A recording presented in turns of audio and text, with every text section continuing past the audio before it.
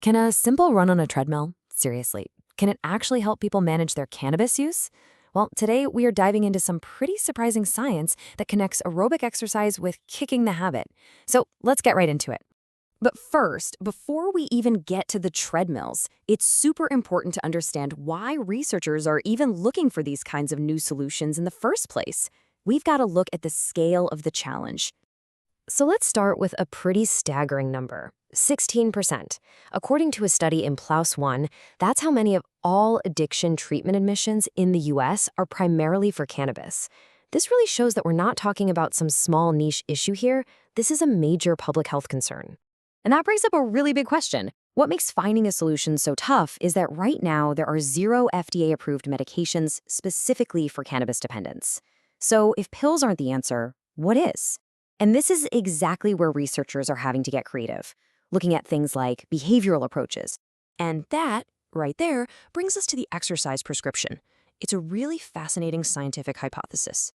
Okay, so let's dig into this study. It was a small pilot study, but a really important one. Researchers got 12 adults who were all regular cannabis users. And here is the absolute key detail. They were not actively trying to quit. This makes the results we're about to see even more powerful, right? Because it suggests that exercise might have this kind of subconscious positive effect on our habits, even when we're not consciously trying to change. So, how did they test this idea? Well, the study's design was actually really clean and simple. You can see it here. It was broken down into 3 key phases: a baseline period to see what normal life looked like, an exercise intervention, and then a follow-up to see what stuck. And here's the play-by-play. First, for 1 week, the participants just recorded their normal cannabis use. No changes. Then the intervention kicked in. They did 10 supervised 30-minute treadmill sessions over 2 weeks. Finally, the researchers just watched for 2 more weeks to see what happened. So, what did they find? All right, this is where it gets really, really interesting. Let's take a look at the actual results from this thing. The effect was honestly pretty dramatic. During that first week, the baseline week, participants were averaging about 5.9 joints a day.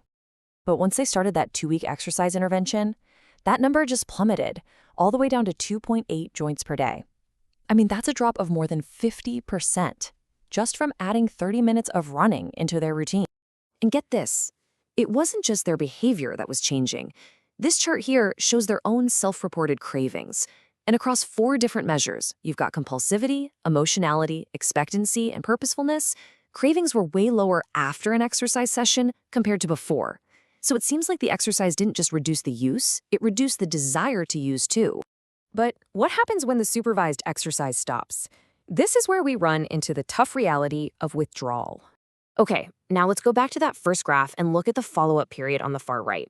You can see that after the supervised running ended, cannabis use started to creep back up. It went to an average of 4.1 joints a day. Now, that's still lower than where they started, which is great, but it shows that without that structure, those old patterns can start to sneak back in. And this really highlights a huge challenge in long-term recovery. You know, this long-term challenge actually has a name. It's called post-acute withdrawal syndrome, or PAWS for short. This isn't about that intense initial detox phase. Nope. PAWS is all about those lingering effects on your emotions, your energy, and your focus that can hang around for months. And for cannabis, these symptoms can be really specific.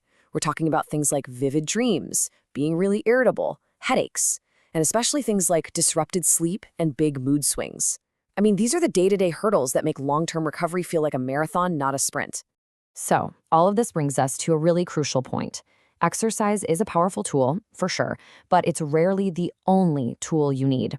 Let's zoom out and look at the broader path to recovery. The big takeaway here is this. While that treadmill study is incredibly promising, exercise isn't some magic bullet.